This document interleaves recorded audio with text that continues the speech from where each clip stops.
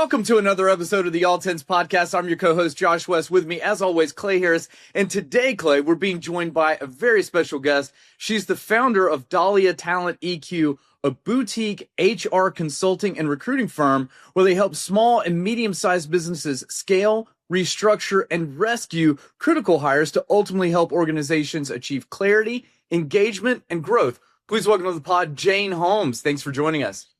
Thanks for having me. And the crowd goes wild. Jane, thank you for joining us today. Where are you calling in from? Give us like a little bit more detail on your...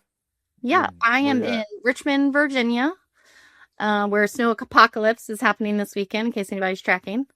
So been here my entire life, basically, and hanging out. How did you get into this world of HR consulting? Tell me a little bit more about your career arc. Yeah, it's, I like to say that I mushed my Fortune 500 company experience with my consulting experience, mushed that together, and hence Dahlia was born. So I grew up in my career in leadership in retail, like in the stores, like in Targets for 8 years, running HR and different leadership tracks, business, college, recruiting, and all this stuff. And then I landed in IT consulting for a little bit, staffing. And then I went to CarMax for 5 years, Fortune 500 company here located in Richmond, their headquarters, and ran their talent acquisition. And then I kind of realized I was actually a small company girl. I enjoyed the staffing part of small company. So then I did IT consulting since 2017. I kind of had this idea that what I was doing, I was a chief people officer in IT consulting.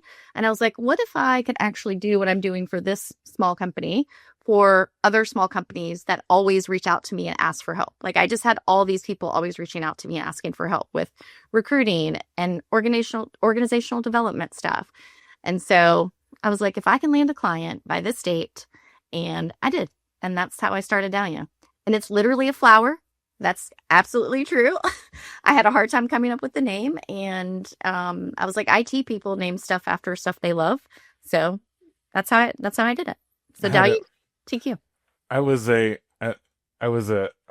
the IT world for a long time too, and it was very common that you'd go into like a client, and this is before the cloud, when everybody had servers and racks or whatever, and like 50% of the guys that you would talk to, like, all right, let's talk about your servers, and like they would either be like named with like a Lord of the Rings theme or like Star Wars theme, and you're like, cool, do your thing, bro. If it's flowers, it's flowers. If it's Lord of the Ring, it's Lord of the Ring. Do your thing. Well, and if you ask your kids in my development of naming my company, at one point I was like, Jane Holmes Talent, and my kids were like, you sound like you're a modeling agency, and I was like, okay, cool. That's not what I'm going for. That's awesome. Yeah. So then I landed on Dahlia TalentEQ. So I'm curious, Jane, those phone calls that you were getting, you had all this great experience running people operations for big companies throughout your career, and then you started working for a smaller company, and then the phone started ringing, people asking for advice. Our listeners are primarily owners or leaders of businesses who are growing, probably still on the smaller end of the spectrum. I don't know that we have any CarMax people as our primary listeners, but right. Small companies. What are the things that let's help them kind of identify some of the things that they might be feeling manifest as frustration, but kind of when you're talking to those folks on the phone, like what are some of the problems that you heard consistently? What were the commonalities among the things that were making the phone ring? So in this classic startup, whether you're a startup that's been around for 5 years, but you still function as a startup, and a lot of times that was usually the case, right? It was people that had been in business for a little bit, and they had enough people, like 30 plus people, where they knew that they had like issues with like expectations or accountability. How do I make sure that everyone's marching to the same beat? How do I keep people on goal and on task? And then COVID happened. And I was at a small company startup, and I helped them grow from 30 people to 100 people, down back to 60 during COVID, and back up to 120.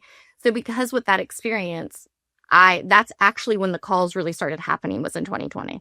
And it was like, Jane, I have people that are working remote and I don't know what to do. I don't know if they're actually working. How do I make sure they're doing the right things, right? Jay, now talent in IT is extremely competitive because people can work from anywhere all the time. How do I retain talent? How do I find the talent? And so I had a lot of clients, or not clients, but while I was still at a small company, people being like, my CEO, when I was a chief people officer, being like, hey, go talk to Jane. She can help you with this problem. She can talk to you about what she implemented at our organization. She helped us with accountability. She helped us with people knowing what their job is. She helped us get people in the right seats. She helped us understand, like, how do we work in this remote world and still keep people engaged. And so that's how it all kind of happened. And then the things that I did at that small company then started like to feed out into my network. And that's how I started getting the calls. Josh, we talked about this yesterday, and Josh and I were having a separate conversation around people. And it's an interesting thing that I see like very wildly different perspectives in when I'm working with clients of like that thing about how do I know they're working or not? And like some clients are like high trust and they're like, I don't know, do your thing. If I got to have a doctor's appointment, just get your work done. And some clients are like, be at your desk, even if it's at home, be at your desk 8 to 5. Josh, I'm curious if that's true for you too, or that's what is that? I find that most of my clients, it's not so much on the trust end, but it's more performance based. So, and maybe that's, I feel as though some of my clients skew more toward the trades. And so there's no way to fix, someone's AC unit or, go be a plumber remotely. So you've got to show up, right? So in their instance, it's more about alignment and also being a great cultural fit. And, Jane, as you were talking about it, I think about your world bifurcated sort of, there's the I need to make hires, and then there's the side of I already have people and I need to get them aligned or to perform. And so for our listeners out there, I feel like we kind of started on the end of where people already have people in the organization. What are aside from the remote aspect of it, what are the other frustrations that you see with them? And what are some things that they can do today to immediately start to improve that? Well, I think one thing is that people are not clear and honest, right? And that some people don't feel like that they can be clear and honest. Like they might hurt someone's feelings if they tell someone that this thing is not how they need it, right? And so a lot of things, one of the things I have 3 clients that I'm working with right now. I'm literally helping the managers think about how they can make sure that people understand what's expected, right? Clay, I know you have kids, right? Think about your kids. If you don't tell your kids what chores they need to do on what thing and by this time, they're not going to do it. Like it's a thing, right? And so I think of people needing to do that same thing with their employees. Like if you don't set clear expectations, then people can't meet them. So if they give you a report and it's not what you need it to be, and you never tell them, and you walk around and complain about it to Bob instead of talking to Jane, who built the report, that's literally where the problem's like, it's always that. Someone takes the work and they're mad about it or they're frustrated about it, and then they don't tell the person. And so I like to start very, very basic. Hey, if they didn't do a good job on this report, did you tell them they didn't do a good job? No, I didn't. And then going from there, it kind of ends up being like a domino thing. So that's some real tough love there. And for our listeners, what I heard is you might be part of the problem. Yes. Yeah. As Tay says, I'm the problem. It's me. Wow. First Taylor Swift reference on the podcast, I think.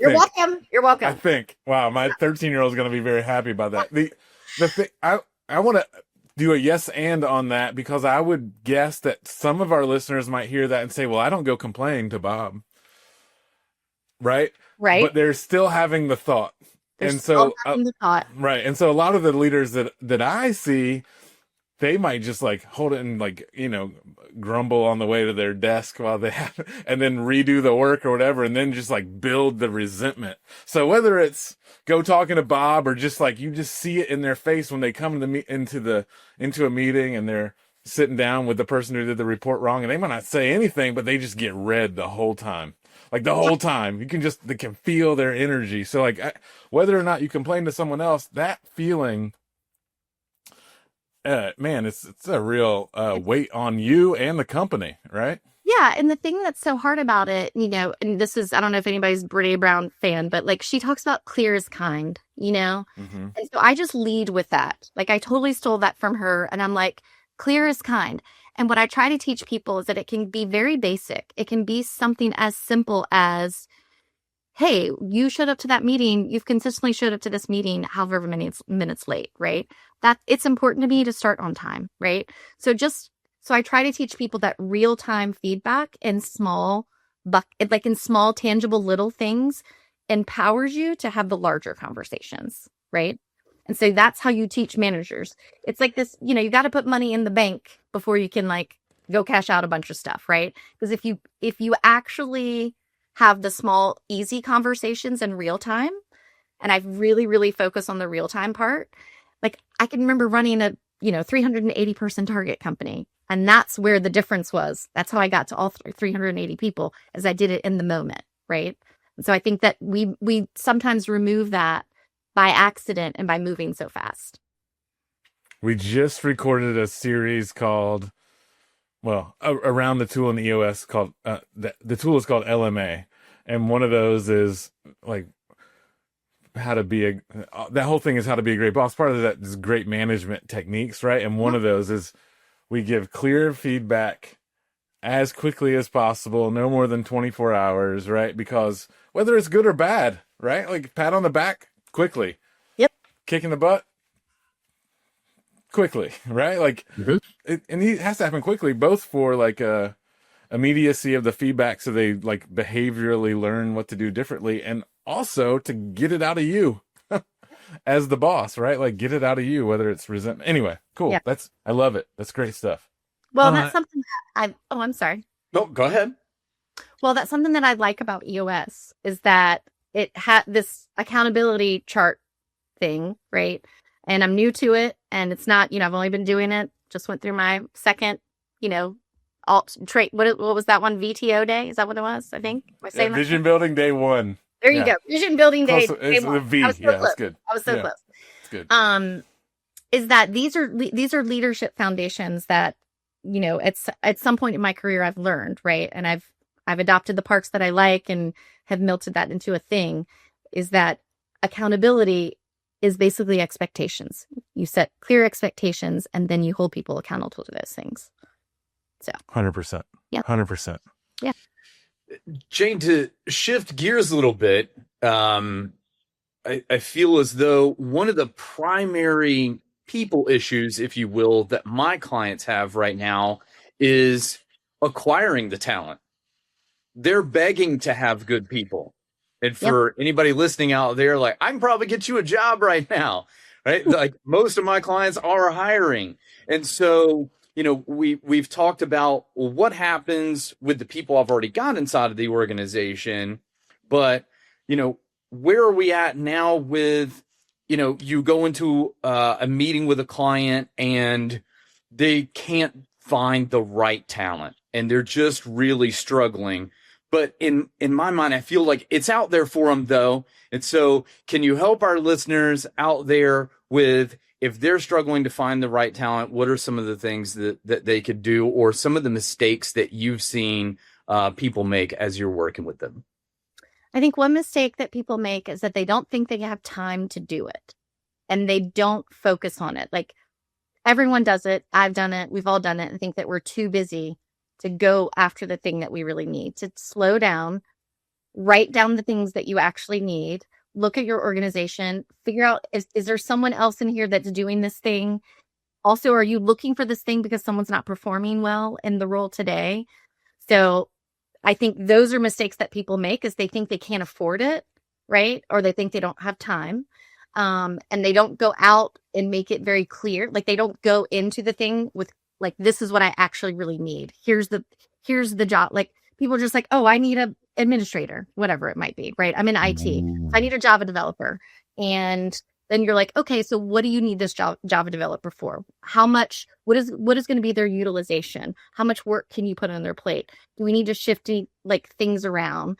But I think people make those mistakes where they don't slow down, take the time to see what they actually need. And they get very overwhelmed by the process because they don't usually have someone internal that's doing it. And then by the time sometimes that they get in touch with me, it's on fire, right? So it's on fire. And they're just like, Jane, I need someone 2 months ago, right? Now, fortunately, because me and my team are experts at this, we can find someone really quickly. But I make them slow down. I'm working with a client right now who has an internal job description that is basically like just a list of duties and personality traits. And he was like, I think I need someone to do this, right? And so I'm like, hey, why don't I put this into a draft, give you my market information, what I think, and then let's talk about, I basically interview that person, like make them slow down for 30 minutes to have that conversation to figure out what they really need. Because then you can go and get the thing that you need way easier. Specificity is the soul of narrative, right? Like, yeah, right. The two things that I heard there that I really think are like critical for our listeners as if they're facing this thing. One is that I see this all the time where it's like the need to hire is actually a symptom of like a broken process or a lack of clarity on expectations or all those things. And when you throw people on top of a broken system or unclear expectations, it actually just makes the problem worse. And you think that you need to put more people on it. Yeah. You know what I'm saying? Cause like the inefficiency just grows. It's like chapstick. I'm gonna get on my soapbox about chapstick. You put on chapstick once, you never stop putting on chapstick. You can't stop putting it on. It's a fact. Don't do it. Don't do it. Don't do it. Don't do it. Josh Agreed. is incredulous, but no? Okay. Josh, move on. I do, and I'm in the category of I have to continually now. Okay, well, there we go. So that was just so you know. Okay, when I have a drawer full of chapstick because I've been there, but there is hope. Anyway, okay. So the one thing is like, if the system is broken, throwing people at the problem just highlights the brokenness. And a lot of times you're going to onboard someone who then is frustrated and might not stay, right? Right. The other thing that I heard you say was, you got to get really good at prediction. This is one of the leadership abilities that we talk about in EOS is like, man, if you wait too long, just like you said, it's on fire. Be better at like kind of trying to see around the corner just a little bit further so that you're hiring in a place where you're not burning everyone out. We all entrepreneurs want to find this balance between maximizing productivity and utilization before we make the hire. But if you go too far, the engine's running too hot, and like you there's problems there too. So it's like it's a delicate thing to figure out, right? The other thing that I think I see small companies get wrong is they don't focus on who are we? What is the type of person that works well in our organization? What is our DNA? Because to hire someone without understanding what it is that works well in your organization will cause also a mismatch, right? So it's a real thing, right? Like in a startup or in a small organization, if you're working at a Fortune 500 company and you're one of 100 on a data team versus the only person on the data team, those are two different things, right? And so people don't slip, like in the smaller organizations, you have to really understand what is my DNA and what are the types of people that we need in the organization. Yeah. I feel like people don't slow down enough to actually do that, right? Yep. 100%. Joshy, let's bring this podcast home. You got any nuggets as you synthesize all the great stuff that Jane has shared today? Absolutely. I'm taking away several things. One, if you're a business owner or leader out there and you're looking for the talent, the specificity matters. It's not enough to say, well, things are just kind of on fire. I need a body. Who? And to do what? So be very clear on that. And then if your people are not performing, they're not aligned, you're not necessarily happy with what's going on in the organization today, look in the mirror first. And if you are part of that issue, you haven't been clear about their roles and your expectations and what it really means to perform successfully in that role, and that you've truly empowered those people as well, then, you're complicit. And so there's some things that you can do immediately today to help rectify that situation. Yeah. Love it. Love it. Jane, before we wrap up, how about you? Any last nuggets for our podcast listeners who are running great businesses but might have some people frustrations, and they can do one thing tomorrow? If they could do one thing, what would it be? I'm putting you on the spot. I know. I'm going to say slow down, figure out who you are, right? And who do you want to be? Because those are the things that when I go into companies that I find that I'm helping them do that, right? And that way you won't feel as frantic. So you can go and get the person that you need, or start to build your internal team the way that you need it to be successful. Love it. For our listeners who have been with us for a minute, go listen to the episode on the leadership practices, and we talk about a clarity break. Yep. That's what Jane's talking about. Go do a clarity break. Anyway, all right. Well, this has been awesome. This is a super fun conversation. Jane, thanks so much. If people want to get in touch with you, where can they find you on the internet? You can find me on LinkedIn. I have a website, Dahlia TalentEQ. My email, jane@dahliateq.com. And awesome. I link it all in the podcast, right? I think that's the thing. Yeah, that's what we'll do. It'll be in the show notes, I think is what the kids say. Anyway, cool. Yeah, show notes. Well, thank you so much, Jane Holmes from Dahlia. We're so happy to have you here. And until next time, my name is Clay. His name is Josh. We're EOS implementers trying to help people build great businesses and great lives.